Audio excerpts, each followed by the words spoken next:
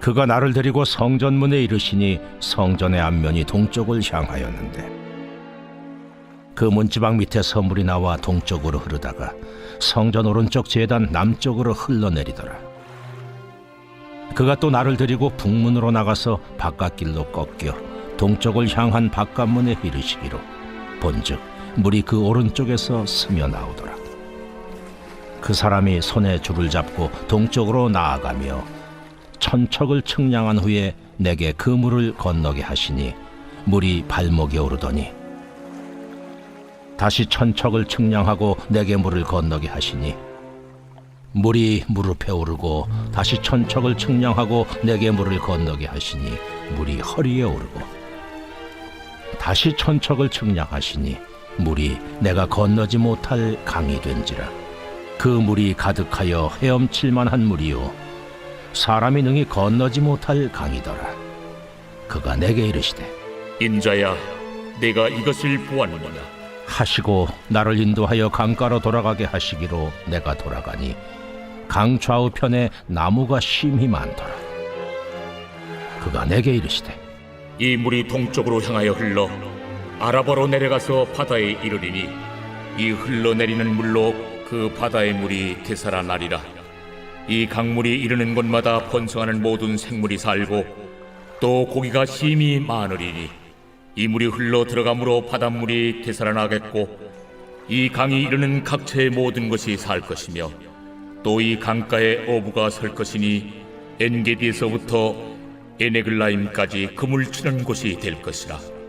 그 고기가 각기 종류를 따라 큰 바다의 고기같이 심히 많으려니와 그 진펄과 개펄은 되살아나지 못하고 소금 땅이 될 것이며 강 좌우가에는 각종 먹을 과실나무가 자라서 그 잎이 시들지 아니하며 열매가 끊이지 아니하고 달마다 새 열매를 맺으리니 그 물이 성소를 통하여 나옵니다. 그 열매는 먹을 만하고 그 잎사귀는 약재료가 되리라. 오늘 말씀은 회복과 풍요의 원천 하나님이 계신 곳이라는 제목으로 말씀을 전하겠습니다. 오늘 본문의 말씀은 이제 성전으로부터 물이 흘러서 오늘 사람의 발목 그리고 무릎 그리고 허리 그리고 이제 헤엄칠 만한 그런 강물이 되어서 바다로 흘러가는 그런 환상을 이야기하십니다. 오늘 이 본문이 주어졌을 때가 이스라엘 백성들 가운데 유다 백성들이 이제 바벨론 포로 끌려가 있는 상황에서 모든 것이 황폐화가 되어졌죠. 그런 황폐와 절망 속에서 하나님이 이런 메시지를 환상을 주신 겁니다. 그러니까 사람들은 자기 인생이 황폐하고 절망하고 소망이 없다고 싶으면 자기 신세 한탄하고 있기 마련이거든요. 그런데 하나님께서는 오히려 그 절망과 황폐의 자리에서 하나님 당신께서 일하시고 그곳으로부터 새로운 역사를 이루어 가시겠다라고 하시는 그런 환상과 기대에 대한 말씀이 오늘 본문의 말씀입니다. 그러면서 이 본문의 말씀이 이제 물이 흘러서 성전으로부터 물이 흘러서 온 백성을 헤엄칠 만하다라는 것은 어떤 예언적인 성격을 가지고 있냐면 예수 그리스도와 성령의 오심을 통해서 완성될 사건을 이야기하는 겁니다. 물론 우리는 예수님이 오시고 또 성령이 오신 이후의 삶을 살고 있습니다만 이들에게 있어서는 아직 그런 역사가 이루어지지 않았죠. 그래서 완성될 예수 그리스도 성령의 보내심을 통해서 충만한 생명의 역사가 어떻게 이어져 갈 것인가 그런 말씀으로 완성되어져 가기는 합니다.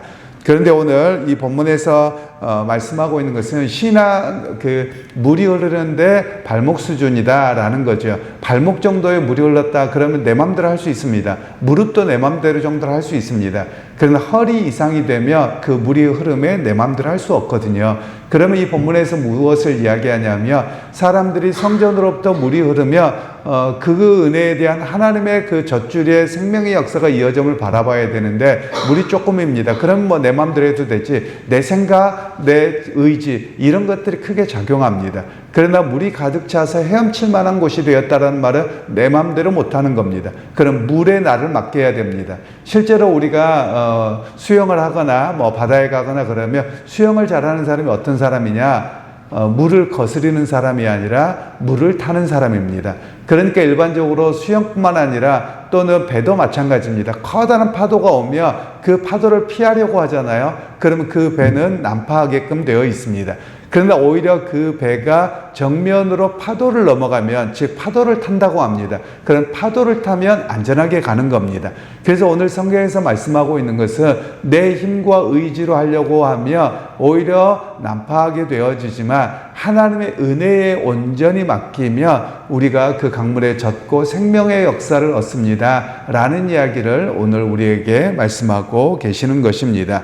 그러기에 우리가 해야 될 일이 뭐냐면 하나님께 온전히 내어 맡김이 필요하다라는 겁니다. 즉 내 삶을 중심으로 하고 내가 무엇을 해보려고 하는 것에 마음이 먼저 있으면 하나님의 역사를 기대하지 못합니다. 그래서 우리가 한 가지 해야 될 게 뭐냐면 한 걸음 늦게 가는 겁니다. 일반적으로 그런 이야기를 하곤 합니다. 우리 한국 사람들은 굉장히 빨리빨리 문화와 눈치 문화가 굉장히 발달해 있습니다. 그러니까 하나님이 일하시기 전에 내가 먼저 가요. 답답해가지고. 그러다 보니 하나님의 일하심을 경험하지 못하게 되는 그런 일들이 종종 있습니다. 그래서 우리가 답답하고 무슨 일이 되어지지 않았을 때 그래 잠깐 멈추십시오. 그리고 기도하십시오. 그리고 한 걸음 더 늦게 가십시오. 그러면 하나님께서 때를 따라 길을 열어가시고 물이 흐르듯이 이끌어가심을 볼 수 있을 것이거든요. 그러니까 내 생각을 먼저 하는 것을 좀 멈추고 하나님의 일하심을 좀 기대해보라. 또 하나님께 은혜로 맡겨라. 이런 이야기를 오늘 본문에서는 말씀하고 계시는 겁니다. 그리고 이제 물이 흘러서 동쪽으로 향합니다. 바다까지 이릅니다. 이스라엘 땅에서 동쪽으로는 바다가 없습니다. 바다가 서쪽으로밖에 없습니다. 서쪽은 지중해입니다. 그럼 동쪽에 있는 바다가 뭐냐? 예루살렘에서 동쪽에 있는 바다는 사해바다입니다. 그럼 사해바다라고 말하지만 여기는 고립되어져 있는 곳이고 요단강이 흘러서 마지막 갇힌 곳입니다. 그래서 여기에서는 갇혀서 말 그대로 사해바다, 죽은 바다라고 하는 겁니다. 물고기가 살지 못하고요. 그리고 염도가 굉장히 높습니다. 저도 사해바다를 가서 보니까 제가 누워봤거든요. 둥둥 뜹니다. 그런데 10분, 15분 이상 있으면 큰일 납니다. 왜냐하면 몸에 있는 물기가 다 이 사해바다가 다 빨아들여서 사람이 탈수 현상이 올 수밖에 없습니다. 그래서 거기를 죽은 바다라고 사해바다 이렇게 이야기를 하는 겁니다. 그런데 사해에 물이 흘러 들어가서 물고기가 살고 생명의 역사가 일어나겠다라고 말씀하는 겁니다. 그러면 이 예루살렘과 이스라엘 백성들이 죽은 것처럼 생명이 없는 겁니다. 소망이 없는 거예요. 그런데 성전으로부터 올라가는 하나님의 구원의 역사, 생명의 역사가 들어가기 시작하며 죽었다고 모두가 인지하고 알만한 곳임에도 불구하고 살아나는 생명의 역사가 있습니다 라는 이야기를 말씀하고 계시는 겁니다. 그래서 오늘 이 말씀은 결국 하나님의 생수가 들어가면 살아나는 역사가 있습니다. 그래서 우리에게도 끊임없이 해야 될 일이 뭐냐면 하나님 내게도 생수의 역사가 끊임없이 공급되기를 원합니다 라는 고백이 있어야 됩니다. 예수님께서도 요한복음에 가시면 내가 너희에게 물을 준다. 너희가 영생하는 생명수를 마셔라. 끊임없이 말씀하고 계시거든요. 그래서 예수 그리스도 당신이 생명의 영생수인 것을 말씀하고 계십니다.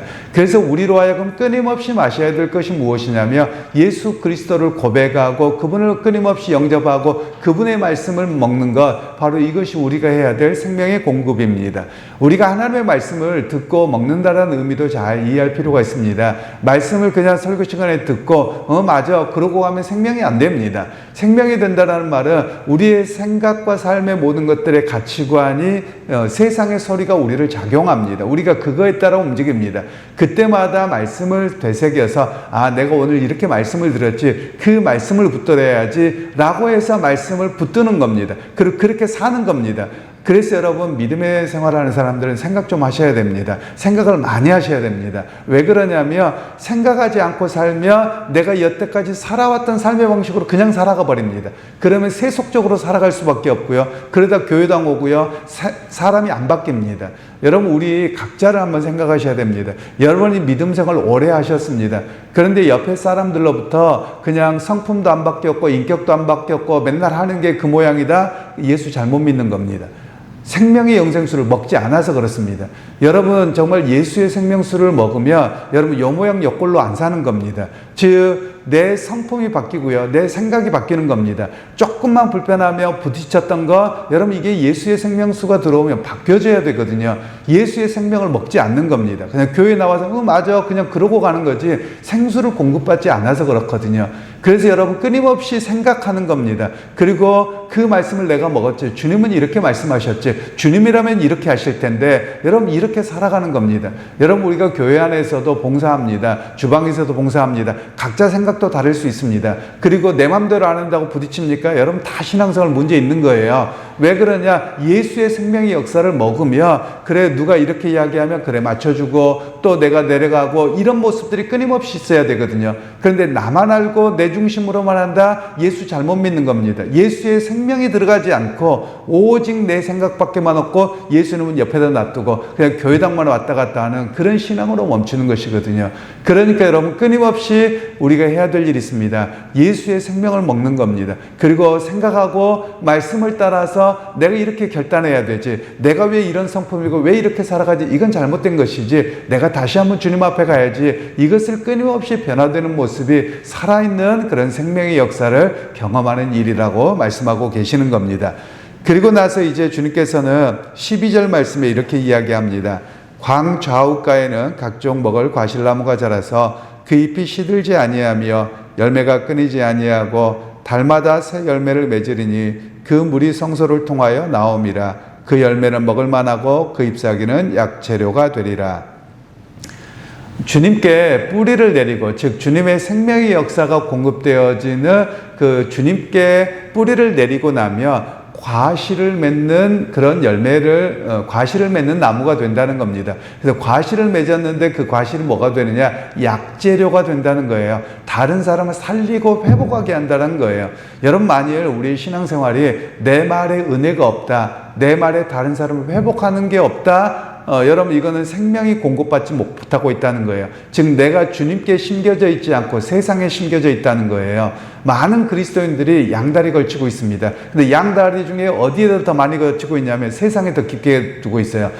제가 이 말씀을 하는 것은 교회당을 열심히 안 나온다는 이야기도 포함되지만 그걸 이야기하는 게 아닙니다. 우리는 교회를 열심히 나와도 세상에 뿌리박고 있는 사람들이 너무 많아요. 그러니까 내 생각, 내가 살아왔던 방식, 남들이 하는 거, 내 본성, 그냥 이걸 따라 움직여버리는 겁니다. 이건 세상을 따라가 살아가는 거예요. 그러나 예수 그리스도께 뿌리를 내린 사람, 하나님께 뿌리를 내린 사람들은 모든 게 은혜를 고백하는 겁니다. 그리고 나를 내려놓고 나를 주장하지 않고 그리스도를 따라서 고백하는 것이 바로 예수님께 뿌리를 내린 사람입니다. 그래서 내가 말하는 거, 내가 바라보는 거, 내가 섬기는 것이 약재료가 되어서 다른 사람을 회복하게 하는 겁니다. 그래서 여러분 우리 그리스도인들이 해야 될 일이 뭐냐면 남을 보지 마십시오. 나를 보십시오. 남을 보면 시험거리밖에 없어요. 저 사람 왜 저렇게 말했나 뭐 했나 이런 거는 여러분 세상 사람들이나 하는 거고요. 그리스도인들은 나를 보는 겁니다. 주님 앞에서 나를 보면서 내가 정말 주님을 닮아가고 있는가, 내가 다른 사람에게 은혜를 끼칠 만한 것인가, 내가 정말 주님을 섬기는 것처럼 다른 사람을 섬기고 있는가, 이것을 바라보는 겁니다. 그래서 내가 그렇게 섬김을 통해서 내가 약재료가 되어져가는, 다른 사람을 회복하게 하는 그런 역사의 모습으로 나아가는 것이 우리의 모습이어야 함을 이야기하고 있습니다. 그러게 여러분 오늘 여러분들이 살아갈 때 여러분 예수님께 뿌리를 깊이 내리십시오. 그리고 오늘 말씀을 깊이 묵상하십시오. 그래서 하나님으로부터 우리에게 들려오는 이 생명수의 말씀을 통해서 또 생명수이신 예수 그리스도를 모심을 통해서 여러분의 삶의 자리가 남을 살리는 잎사귀, 즉 약재료의 잎사귀 같은 모습이 되기를 원합니다. 회복하게 하고 그리고 사람에게 상처가 치유되어지는 그런 여러분의 입술과 말과 삶의 모습으로 오늘 또 승리하시기를 주님의 이름으로 축원합니다. 하나님 오늘도 우리에게 은혜 베푸신 것 감사합니다. 진정 회복과 풍요의 원천은 오직 하나님께만 있음을 고백합니다. 오늘도 우리가 세상에 뿌리를 내린 자가 아니라 하나님께 뿌리를 내린 자여 은혜와 성령의 충만함 속에 뿌리를 내린 자이기에 우리에게 충만한 은혜를 공급하여 주시고 또 그 은혜의 공급을 통해 묵상함을 통해 더 풍성하게 하시고 우리의 말과 행동과 삶을 통해서 은혜가 흘러넘치게 하여 주옵소서. 예수님의 이름으로 축복하며 기도하옵나이다. 아멘.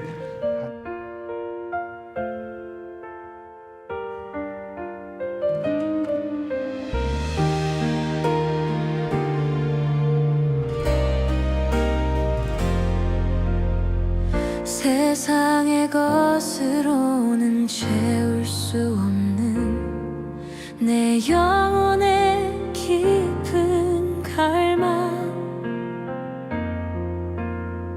세상 그 어떤 것도 내 갈증을 해소하지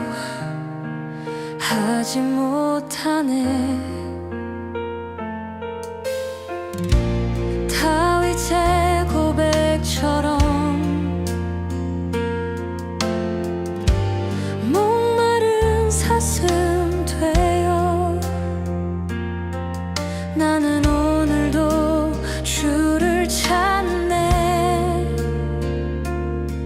신의 물을 찾듯 주님만 오라. 목마른 자들아, 성령의 생수로 오라. 은 없이도 값 없이도 영원히 다시 살아나리.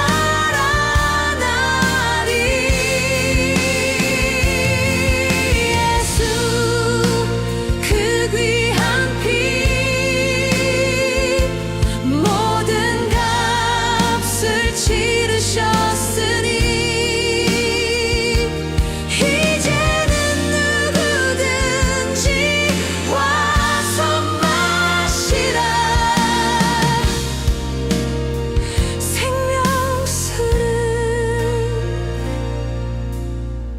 세상은 넘실대는 바다 같지만 그 안에 마실 물 없네.